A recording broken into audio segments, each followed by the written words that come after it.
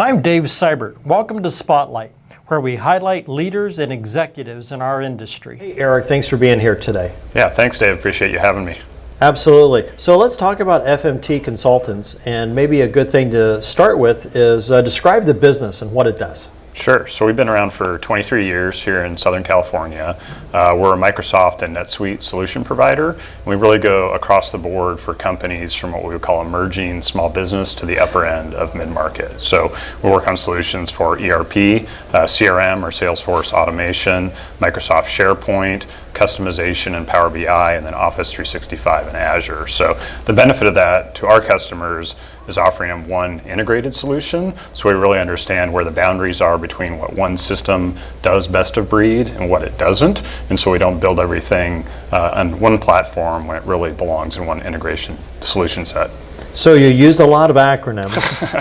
and you know, actually, let's take just a moment, because I think it will really help, and briefly describe what they mean. Okay. So ERP. So ERP, your core accounting platform is how most people would think of it, but it really is your back office operations. So that would include things like manufacturing. It would include things like everything from your procure to pay to order to cash processes, warehouse management, and even extend out into e-commerce and EDI platforms as well. Okay, and you mentioned a couple others. Sure. So CRM, or what people would think of as customer relationship management. So we think about your marketing, your lead generation, into your sales pipeline management, and then even service management like customer care tickets and things like that.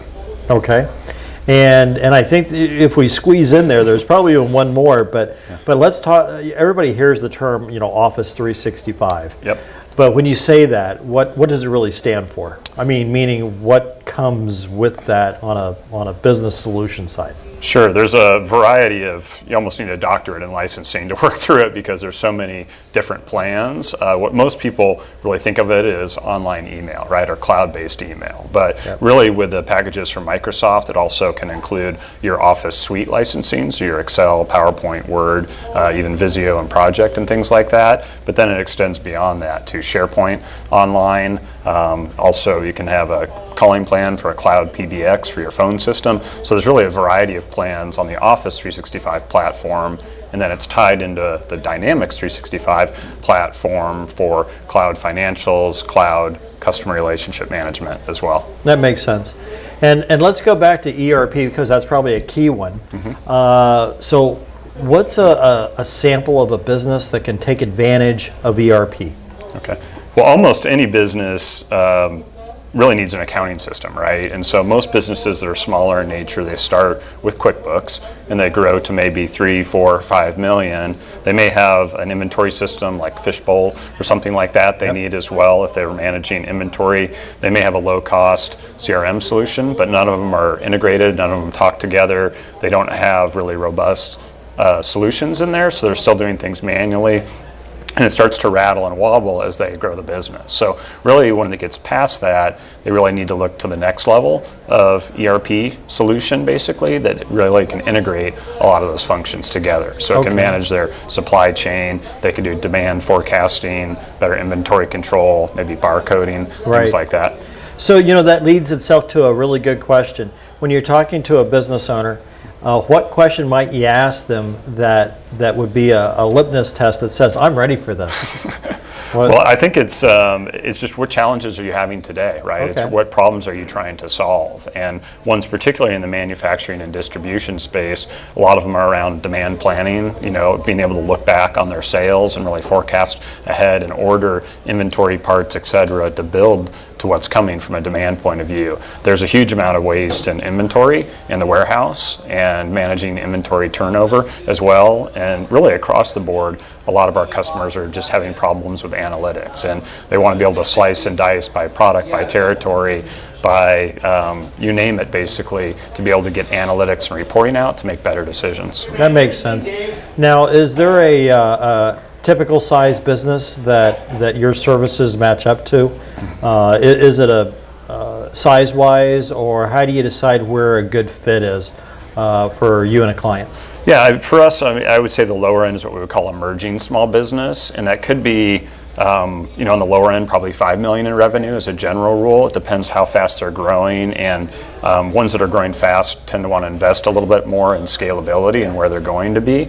On the upper end of our ERP solutions, or what we would call mid-market solutions, that's about $750 million in revenue before you get into true kind of enterprise class systems. And then on the SharePoint CRM, Office 365, that can scale all the way up, and we work with many enterprise customers on those solutions. Terrific. Geography, now that we're talking cloud, does it matter, geography, where the business is located? It doesn't. I mean, we do projects all around the United States. I think by virtue of us being in California and headquartered in Carlsbad with an office in Culver City, we tend to have more Southern California clients. But, example is we're doing a project right now for a company that's headquartered in Los Angeles, but it's a 13-country global rollout that we're helping them with.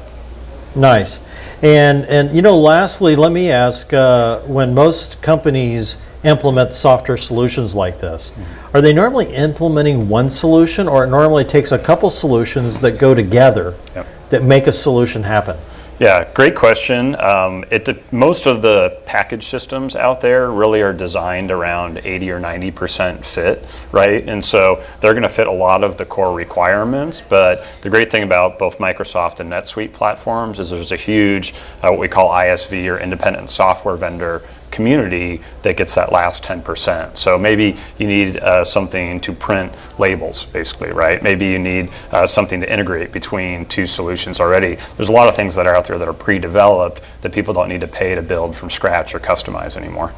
That's great. I think it's a fantastic market solution, and a lot of businesses, they just don't know yet what pieces they need. Right. And I would imagine you help them define that, meaning if they don't know, then you can help them figure out what pieces they do need. Right, and that's all part of a kind of a fit gap assessment process that we go through and map the solution to their requirements, and then talk about the options to fill that remaining part of the gap. But that's part of it, the benefit of being in the industry for a while, is knowing which third-party partners out there are robust and will stand the test of time, and which ones maybe to steer away from. Sounds good. Eric, appreciate your time today. Yeah, thank you so much, Dave. Appreciate it. You got it.